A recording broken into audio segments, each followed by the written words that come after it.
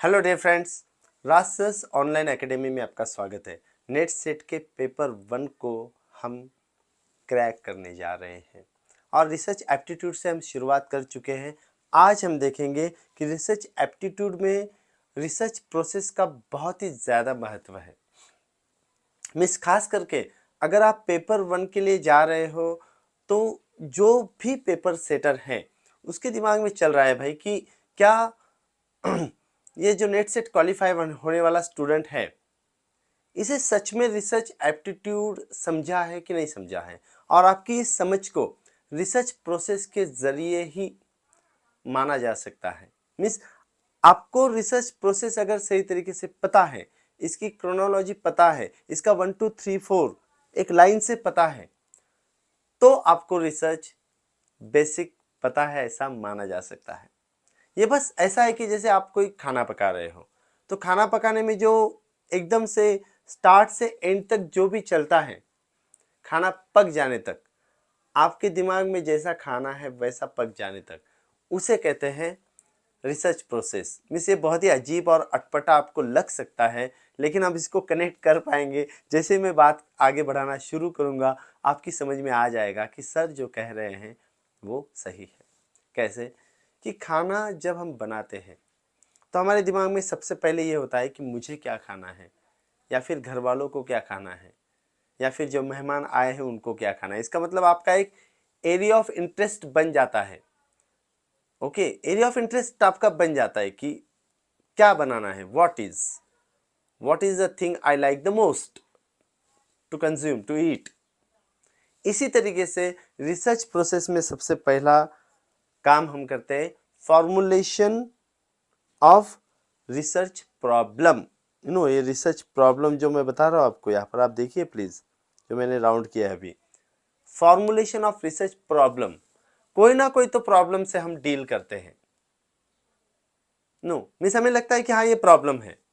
जैसे कि मराठी मीडियम के बच्चे 12 साल तक अंग्रेजी का अध्ययन करते हुए भी, इंग्लिश पढ़ते हुए भी ठीक से अंग्रेजी बोल नहीं पाते, या फिर पढ़ी हुई बातें उनकी समझ में आ नहीं पाती, या फिर वो करेक्ट इंग्लिश ग्रामर में लिख नहीं पाते, या जो इंग्लिश के लेक्चर्स है वो समझ नहीं पाते। ये प्रॉब्लम हो सकती है। मैं तो कहूँगा कि ये प्रॉब्लम बहुत बड़ी प्रॉब्लम है कि हम लोग इंग्लिश लैंग्वेज सालों साल सीखते हैं लेकिन हमें वो सही ढंग से आती नहीं। वेरी फ्यू, बहुत ही कम लोगों को वो भाषा आती है। तो इसकी क्या वजह, ये प्रॉब्लम है कि 12 साल अंग्रेजी का अध्ययन करने के बाद भी हमें अंग्रेजी नहीं आती। अब इस प्रॉब्लम के साथ हमें डील करना पड़ेगा। तो इसका हम क्या करेंगे, इसका कोई आंसर ढूंढेंगे, इसकी कोई मेथोडोलॉजी ढूंढेंगे, इसका कोई पेडागॉजी ढूंढेंगे, कोई ऐसी बात बनाएंगे कि जिससे ये प्रॉब्लम सॉल्व हो जाए। So formulation of research problem is very important. It is just like the diagnosis. हम डायग्नोस करते हैं कि एक्चुअली हुआ क्या है, प्रॉब्लम क्या है। So this formulation of research problem is the first step in any research. ये पहला स्टेप है। लेकिन फॉर्मुलेशन ऑफ रिसर्च प्रॉब्लम में हमने अब तक बहुत सारी बातें सीखी हैं। जैसे अगर इंग्लिश लिटरेचर की बात की जाए तो इंग्लिश लिटरेचर सिर्फ यूरोपियन नहीं है, ब्रिटिश लिटरेचर नहीं है, वो अमेरिकन भी है, वो कॉमनवेल्थ भी है, वो इंडियन भी है, वो एशियन भी है। मीन्स उसमें बहुत सारी वैरायटी है। इन बहुत सारी वैरायटी में आपका एरिया ऑफ इंटरेस्ट क्या है, ये बहुत इंपॉर्टेंट चीज़ है। या फिर लैंग्वेज की जब हम बात करते हैं तो लैंग्वेज में भी बहुत सारी वैरायटी है। Whether you are interested in phonemes और इन मॉर्फोलॉजी और सिंटैक्स और सिमेंटिक्स, और most probably people now turn to pragmatics, the pragmatic approach of English language or any language।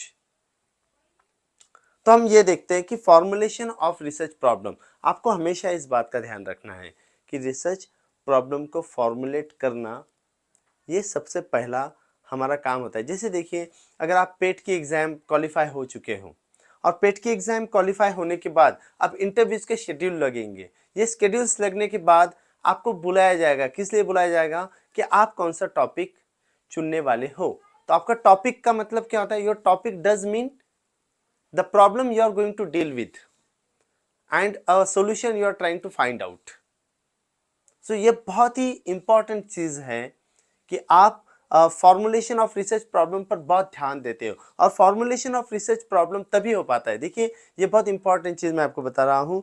To things are there, one is literature review topic या research problem formulate करने के पहले, और literature review formulation of problem के बाद। ये बात आपको हमेशा याद रखनी है कि आपका फॉर्मुलेशन ऑफ रिसर्च प्रॉब्लम कब हो सकता है, जब आपने कुछ पढ़ा है, आपके इंटरेस्ट के अनुसार आपने कुछ पढ़ा है, और पढ़ते पढ़ते फिर आपको लगा है कि इस एरिया में काम नहीं हुआ है, या इस एरिया की तरफ मुझे ध्यान देना चाहिए, या ये प्रॉब्लम हो सकती है। इस तरीके से हम we go according to the area of our interest and we read things accordingly, and after reading we formulate a problem. No, so we may say that the existence of research problem gives rise to further research work. Existence of research problem gives rise to further research work. Again यहाँ पर देखिए आप, existence of research problem gives rise to further research work. किसी भी research work को आगे बढ़ाने के लिए उस प्रॉब्लम का फॉर्मुलेट होना बहुत ज़रूरी होता है। There are two important steps involved in research for problem formation through understanding of the research problem, rephrasing the same into meaningful terms. और बहुत सारी बातें हैं, लेकिन हम इस पर ध्यान देंगे, तो we shall pay attention to this. First of all, the researcher must determine his area of interest. जो मैंने अभी कहा था कि the researcher must determine his area of interest and various aspect of the subject matter in which the he would like to inquire and find out some solutions. इस तरीके से हम देखते हैं कि how important role research problem play करता है हमारी रिसर्च को आगे बढ़ाने के लिए। सो मैं बार बार इस बात पर जोर दूंगा, no, first step of ours is very important. We formulate the research problem, और इस formulate the research problem on the basis of our area of interest. आप इसको बराबर ध्यान रखें कि आपका एरिया ऑफ इंटरेस्ट जिसमें है उसी में रिसर्च करें। बेवजह अगर आपने आपको बिल्कुल किसी एक बात में इंटरेस्ट नहीं है, अगर आप नेट सेट पास होने के बाद पीएचडी करने की सोच रहे हो, तो अब मैं अभी बता दूं आपको कि अगर आपको किसी सब्जेक्ट में इंटरेस्ट नहीं है और आप पर अगर वो सब्जेक्ट थोप दिया जाता है, तो आप उससे ठीक से डील नहीं कर पाओगे, अच्छे से रिसर्च नहीं कर पाओगे, और बहुत बार ऐसा हो जाता है। इन बातों के बारे में बात नहीं करेंगे बिकॉज हमें जल्दी है कि हम अभी जा रहे हैं हमारे नेट सेट की प्रिपरेशन की तरफ। Second is the thing that literature review. After the selection of research topic select हो जाने के बाद researcher has to submit the synopsis for its approval. आपका टॉपिक फाइनल हो गया, अब आपको क्या करना है, रिसर्च सिनॉप्सिस जो है आपका, वो सिनॉप्सिस आपको सबमिट करना पड़ता है for the approval. For this purpose the researcher should take extensive literature survey.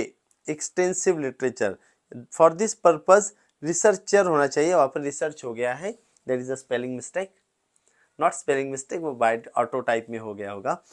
For this purpose researcher should take extensive literature survey. Literature survey, survey का मतलब होता है देखना, वहाँ पर जाकर देखना। तो आपका जो एरिया ऑफ इंटरेस्ट है, आपने जो टॉपिक सिलेक्ट किया है, अब आपको ये देखना है कि किन किन लोगों ने इस पर काम किया है, ऐसी कौन सी किताबें हैं जो मेरे टॉपिक के साथ आप कनेक्ट करती हैं, ऐसे कौन से रिसर्चर्स हैं जिन्होंने इस पर ऑलरेडी बहुत सारा काम कर चुके हैं।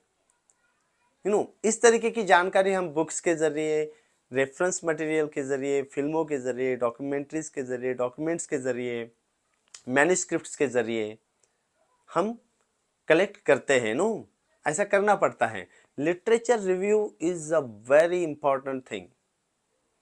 मिस रिसर्च टॉपिक फॉर्मुलेट करने के पहले और रिसर्च टॉपिक फॉर्मुलेट करने के बाद आपको लगेगा कि सर बार बार ये बातें क्यों बोल रहे हैं, क्योंकि जब हम एग्ज़ाम के लिए जाते हैं तो यही बारीकियाँ अगर हमें पता होती हैं तो बड़ी आसानी से हम एग्जाम को क्रैक कर सकते हैं। मीन्स आपको ऐसा पूछा जा सकता है, means literature review topic selection के पहले लिया जाता है ट्रू और फॉल्स, ये true false, neither true nor false, all of the above. तो आपको एक चुनना है, एक बात चुननी है। हम इसकी तरफ जाएंगे कि कैसे एमसीक्यूज के साथ डील करें, लेकिन लिटरेचर रिव्यू टॉपिक सिलेक्शन के पहले भी हमें करना पड़ता है। वो हमारा होता है इसलिए कि हमारे जो एरिया ऑफ इंटरेस्ट के अनुसार हम बहुत सारी चीज़ें पढ़ते हैं, किन किन लोगों ने काम किया है, इस एरिया में कितना काम हुआ है, और अब मेरे लिए कौन सी स्पेस बची है, इसके तरफ हम जाते हैं। तो लिटरेचर रिव्यू लेना, एक्सटेंसिव लिटरेचर रिव्यू लेना बहुत ज़रूरी है। क्यों लेना चाहिए लिटरेचर रिव्यू? क्योंकि लिटरेचर रिव्यू लेकर जब आप पढ़ोगे तभी आप लिख पाओगे, और लिख पाओगे तभी आपका सिनॉप्सिस डिज़ाइन हो पाएगा। Researcher has to go through the journals, published or unpublished bibliographies, conference proceedings, books and the earlier works done by other researchers regarding his topic। जो मैंने अभी बताया, रिसर्चर में रिव्यू कंसेप्चुअल लिटरेचर और empirical literature, वो आपके ऊपर है कि आप किस टाइप का लिटरेचर रिव्यू लेना चाहते हैं। It may be empirical literature review और it may be the conceptual literature review as such.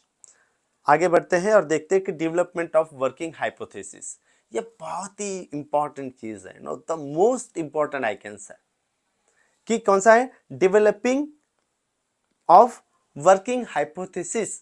Hypothesis का मतलब ही क्या है, टेंटेटिव जस्टिफिकेशन कहा है, यहाँ पर क्या कहा है, टेंटेटिव जस्टिफिकेशन। मैं तो यहाँ तक कह दूंगा कि जो रिसर्च प्रॉब्लम आपने फॉर्मुलेट की है, उस रिसर्च प्रॉब्लम का एक टेंटेटिव जवाब जो होता है, उस टेंटेटिव जवाब को हम कहते हैं hypothesis, by the researcher in order to find the solution for research problem. वही रिसर्च प्रॉब्लम का एक टेंटेटिव सॉल्यूशन जिसे कहते हैं वो होता है हमारा हाइपोथेसिस। और फिर इसको बहुत सारी बातें कही गई है। It is a ground work by the researcher, एक पिच तैयार कर लेता है, वो एक ग्राउंड वर्क तैयार कर लेता है। और hypothesis shows the path for processing in research studies and helps to focus and investigation. Next is the thing, research design. It is just like the blueprint, no? ये blueprint के तौर पर होता है। blueprint होता है जैसे मैंने कोई प्लॉट ले लिया है और आर्किटेक्ट मुझे क्या करता है कि आपका घर कैसे बनेगा इसकी सारी बात मेरे सामने रख देता है, डिज़ाइन रख देता है, no we call it a design. वो ब्लूप्रिंट होता है और इस ब्लूप्रिंट को अंजाम देते हैं फिर सिविल इंजीनियर्स, वो मैसन्स, आरसीसी वर्कर्स, फर्नीचर बनाने वाला, और सभी लोग, everyone comes there to help और to make the design come true into reality actual. तो ये research design is just like the blueprint. इसमें दो बातें होती है कि experimental hypothesis testing research design होता है and non experimental hypothesis testing design होता है। ये अभी आपके लिए इतना इम्पॉर्टेंट नहीं है। जब आप एक्चुअल रिसर्च करने के लिए जाओगे, पेट एग्जाम क्वालिफाई करने के बाद पीएचडी के लिए जब जाओगे, तब आप इन सारी बारीकियों को देखें। लेकिन रिसर्च डिज़ाइन एक ब्लूप्रिंट के तौर पर होता है। मैं आपको एक सैंपल ज़रूर दिखाऊंगा इसका जब हम रिसर्च डिज़ाइन देखेंगे कल। एक्चुअल रिसर्च डिज़ाइन क्या होता है, एक्चुअल सिनॉप्सिस क्या होता है, ये जब मैं आपको बताऊंगा तो यू विल फाइंड कि हाँ ये आसान है। इसी तरीके से होता है कि डिटर्मिनिंग द सैंपल डिज़ाइन। अब सैंपल डिज़ाइन हर बार नहीं होता, नो, जनरली ये साइंस में बहुत ज़्यादा चलता है sampling. Most of the times in social science research में, थियोरेटिकल रिसर्च में, डिस्क्रिप्टिव रिसर्च में, क्वालिटेटिव रिसर्च में हम सैम्पलिंग को इतना ज़्यादा नहीं देखते, क्योंकि हमें बहुत ज़्यादा एक्सपेरिमेंटल रिसर्च और या एम्पेरिकल रिसर्च नहीं करने होते हैं सोशल साइंस के लोगों को। लेकिन जिन लोगों को क्वांटिटेटिव रिसर्च करना है, क्वांटिटेटिव अप्रोच के साथ रिसर्च करना है, उनके लिए सैम्पलिंग को डिटरमिन करना बहुत ही ज़्यादा इम्पॉर्टेंट हो जाता है। और टाइप्स ऑफ सैम्पलिंग हम देखने वाले, इसलिए देखने वाले क्योंकि टाइप ऑफ सैम्पलिंग पर एक सवाल ज़रूर पूछा जाता है। Means hypothesis, type of sampling and one more variables, इन तीनों में से आपको दो सवाल पूछे जाते हैं, because they are very important things in research. ये तीन बातें समझना, इनको एग्जीक्यूट करना इनको सही अंजाम देना ये बहुत ही मुश्किल काम होता है रिसर्च में। इसलिए आपको अगर रिसर्च समझा है, ऐसा मानकर कोई चलता है, तो ऐसा माना जाता है कि आपको हाइपोथेसिस समझ में आता है, आपको सैम्पलिंग समझ में आता है और आपको वेरिएबल्स भी समझ में आते हैं।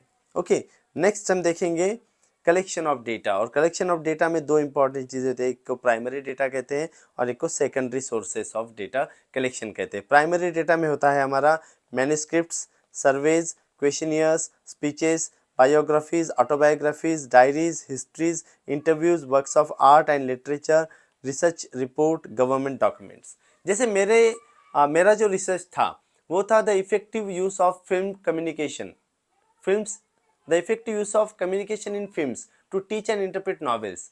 ओके, ये मेरा था research topic, the effective use of communication in films to teach and interpret novels. अब ये रिसर्च टॉपिक मेरा था, मैं रिसर्च डिज़ाइन में इस बात का जिक्र करूंगा ज़रूर। तो इसमें मुझे क्या प्रॉब्लम लग रही थी कि बच्चे नॉवेल्स पढ़ते नहीं, स्टूडेंट्स नॉवेल पढ़ते नहीं, एक, और दूसरा टीचर पूरी नॉवेल क्लासरूम में डिस्क्राइब नहीं कर सकता। ये दो बातें मुझे प्रॉब्लम के तौर पर लगी। तो मुझे लगा कि अगर उसी नॉवेल पर जो फिल्म बनी है उसको दिखाया जाए तो बच्चों के सामने पूरा सेटिंग आ सकता है, बैकग्राउंड आ सकता है, कैरेक्टर्स का डिज़ाइन आ सकता है, डायलॉग्स आ सकते हैं, प्लॉट समझ में आ सकता है, बिगिनिंग, मिडल एंड एंड, और बच्चे आसानी से फिर नॉवेल को पढ़ सकते हैं, उनमें इंटरेस्ट पैदा किया जा सकता है नॉवेल पढ़ने के लिए। Because in the modern world, in the screen world, no, आज का दौर ये स्क्रीन का दौर है, और स्क्रीन के दौर में बच्चे 500 और 700 पेजेस की नॉवेल पढ़े, ये चमत्कार ही माना जाएगा। इतना कोई नहीं पढ़ता अब। ये गलत है एक्चुअली। जो बच्चे लिटरेचर को बिलोंग करते हैं, किसी भी भाषा के लिटरेचर को, उन्होंने ओरिजिनल टेक्स्ट पढ़नी ही चाहिए, मेरी अपनी राय है, ये मेरी अपनी मान्यता है। अगर वो ओरिजिनल टेक्स्ट नहीं पढ़ेंगे तो कभी भी अपना लिटरेचर का एस्थेटिक है उसको डेवलप नहीं कर पाएंगे। लेकिन ये बातें खैर हम फिर कभी करेंगे। अभी ज़रूरी चीज़ है कि जब ये मेरा टॉपिक है तो मेरा primary sources of data collection क्या था, वो जो चार किताबें मैंने नॉवेल्स और ड्रामा ली थी, वो एक ओरिजिनल टेक्स्ट जैसे Psycho, Wuthering Heights, Lord of the Flies and Guide, ये चार किताबें मेरा प्राइमरी सोर्स ऑफ डेटा थी। और इनके ऊपर जो फिल्म बनी थी, एक्चुअल मूवीज, ये भी मेरा प्राइमरी सोर्स थी। ओके, समझ रहे हो आप कि ये मेरा प्राइमरी सोर्स था, primary source of data collection. तो मैन्युस्क्रिप्ट्स, सर्वेज, और मैंने इंटरव्यूज भी लिए, मैंने बच्चों के इंटरव्यूज लिए, टीचर्स के इंटरव्यूज लिए, पेरेंट्स के इंटरव्यूज लिए, एक्सपर्टीज के इंटरव्यूज लिए। तो ये भी मेरा primary source of data collection हो गया। लेकिन secondary source of data collection में हम क्या देखते हैं, secondary source of data collection are the works studied by other experts, no, studied by other experts. इसमें क्या आता है, reference books, journals, magazines, articles, encyclopedias, dictionaries, handbook, periodicals, thesaurus, e-books and journals। तो आपको जो समझ लो द लास्ट ऑफ द मोहिकन्स, ये किताब आपको अगर पढ़ने के लिए दी है तो आपका प्राइमरी सोर्स है ओरिजिनल टेक्स्ट, और इसकी नोट्स, बाजार नोट्स जो आप पढ़ते हो वो आपका हो गया secondary source of data collection. Primary, इसका नाम ही देखो, primary source of data collection and secondary source of data collection. This is very important to understand. तो इसमें आप देखेंगे रेफरेंस बुक है, जर्नल्स है, मैगजीन्स है, आर्टिकल्स है, इंसाइक्लोपीडियाज है, dictionaries, handbook, periodicals, e books, thesauruses and e journals. आगे बढ़ते हैं और देखते हैं कि एग्जीक्यूशन ऑफ प्रोजेक्ट। और अब हम प्रोजेक्ट को क्या करते हैं, एग्जीक्यूट करते हैं।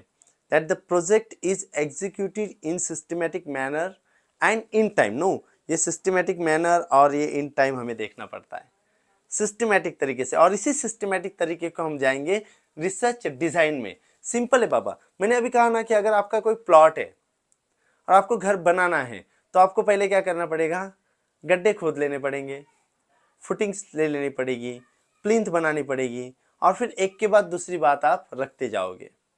So it is called a systematic planning, systematic execution of your design. खाना बनाना है, हमने यही कहा था ना, खाना बनाना है तो हमें एक तरीके से कि पहले गैस जला लेना पड़ेगा। Now चूल्हा is all that is outdated actually, but in some places still today we see that there are चूल्हाs, you know। Means ये सब बातें तो खैर हमने ध्यान रखना चाहिए, लेकिन गैस जला देंगे, फिर जो भी पतीला है पॉट है वो रख देंगे, फिर उसमें कुछ तेल डाल देंगे, उसे थोड़ा सा मीन्स उबलने दिया कि उसमें कुछ तड़का दे देंगे, नो दैट कांदा एंड मिर्ची एंड व्हाट नॉट। और फिर उसको उसको बघारना बोलते हैं in Marathi, no I don't know what it is called in Hindi, but उसको बघारना बोलते हैं। बघारने के बाद आप उसमें फिर जो भी आपकी सब्ज़ी है भाजी है वो डाल देंगे, और उसमें पानी वानी और तेल का सही प्रोपोर्शन ले लेने के बाद उसको रख देंगे। तो उसको कितनी देर रखेंगे, इन टाइम रखेंगे, नो मीन्स 2 सीटी हो जाए, 3 सीटी हो जाए, या फिर आप 15 मिनट, आधा घंटा, 1 घंटा, इतना दिन भर नहीं रखेंगे। So in time is very important. ये बहुत ही हल्का फुल्का सा एग्जाम्पल है, लेकिन आप इसको दिमाग में रखें। ये खाना बनाने वाले एग्जाम्पल दिमाग में रखें और एक घर बनाने वाले एग्जाम्पल को दिमाग में रखें, आपको मदद हो जाएगी। You will definitely be helped by these two examples, though they are very commonplace examples. They may not connect to exactly the thing of research, because thing of research is a very sincere matter. It's a Herculean task. It's not as easy as we have been talking on the making of the food and that building any house as such. लेकिन फिर भी हमारी समझ के लिए, हमारी understanding के लिए, हमारी कनेक्टिविटी के लिए हम इसको रखते हैं ऐसा। So another is the thing, analysis of data. हम डेटा को एनालिसिस कर लेते हैं। डेटा एनालिसिस के बाद हम आते हैं हाइपोथेसिस टेस्टिंग, कि जो बात मैंने तय की थी, एक टेम्पररी मैंने जस्टिफिकेशन बनाया था, मैंने एक आंसर ढूंढ लिया था, तो पूरा काम करने के बाद मुझे इसको टेस्ट करना चाहिए कि whether what I had thought at the beginning of my research after the formulation of problem in the form of a hypothesis, whether that was right or wrong, whether that came true, whether I could do exactly the thing what had been desired। ये सारी बातें मुझे hypothesis testing में देखनी चाहिए। और hypothesis testing में कुछ बातें होती है जिसके ऊपर आपको सवाल पूछा जा सकता है। That is called F test, T test, Z test and C square test. इनका जिक्र मैं करूँगा in detail in the next lecture. लेकिन ये टेस्ट के कुछ प्रकार हैं जो आपको पता होने चाहिए। Next is called the generalisation and interpretation. फिर हम इन बातों को, hypothesis is tested and upheld several times, बार बार उस हाइपोथेसिस टेस्टिंग को देखा जाता है, और अगर वो सही है तो फिर हम उसे जनरलाइज कर देते हैं। नो, एक बार करने से नहीं होता है, again and again and again you upheld it for several times, and when it comes to the very end you have desired, तब जाकर हम कहेंगे कि हाँ अब इसको जनरलाइज किया जा सकता है। बार बार टेस्ट करके देखना। No, and then we come to the interpretation part. When researcher explains his findings on the basis of some theory, it is known as interpretations। कि अपनी फाइंडिंग्स को जब रिसर्चर बताने लग जाता है, एक्सप्लेन करने लग जाता है, तो इसको we call it an interpretation और इंटरप्रिटेशंस। और फिर हम अपने थीसिस को प्रिपेयर करते हैं, हमारी रिपोर्ट को प्रिपेयर करते हैं, जिसमें comprehensive layout of research should comprise preliminary pages होती है, मेन टेक्स्ट होता है, एंड मैटर होता है। ये अभी आपके लिए ज़रूरी नहीं है, जो रिसर्च कर रहे हैं या फिर उसके लिए जा रहे हैं उनके लिए बहुत इंपॉर्टेंट चीज़ रहेगी। इसलिए हम इसको थोड़ा आगे बढ़ जाएंगे और देखेंगे कि कैसे आपकी रिपोर्ट एक्चुअल डिज़ाइन होती है in the form of a specimen which would be shown to you in the next lecture in the form of that research design. Research design जब बताऊंगा तो एक स्पेसिमेन, एक नमूना, एक मॉडल दिखाकर आपको समझाऊंगा, ताकि आपको समझ में आ जाएगा कि हाँ मेरी समझ में अब रिसर्च आ गया है। ये हमारा लास्ट लेक्चर रहेगा एक्चुअली, लेकिन अगर आप चाहते हो कि और कुछ लेक्चर्स रिसर्च के हो तो हम ज़रूर लेंगे। लेकिन रिसर्च डिज़ाइन के बाद हम जाएंगे टीचिंग एप्टीट्यूड की तरफ, एटीट्यूड एंड एप्टीट्यूड की तरफ जाएंगे और देखेंगे कि उसको हम कैसे हमारे 5, 7, 8 लेक्चर में ख़त्म करेंगे, और उससे जुड़ी हुई हर क्वेश्चन को देखेंगे, समझेंगे, सॉल्व करेंगे और आगे बढ़ेंगे। इसीलिए मैं आपसे कहता हूँ कि इस चैनल को आप ज़रूर सब्सक्राइब करें। अभी तक अगर नहीं किया हो तो इसे सब्सक्राइब करके रखें, बेल आइकन को दबाएं ताकि सबसे पहले आपको इन वीडियोस की नोटिफिकेशन मिलती रहे और आपकी ये स्टडी इसी तरीके से चलती रहे, जारी रहे और आप जल्दी नेट सेट क्वालिफाई हो जाए और अपनी जॉब की तरफ जाए। Wish all the best for that. Thank you very much.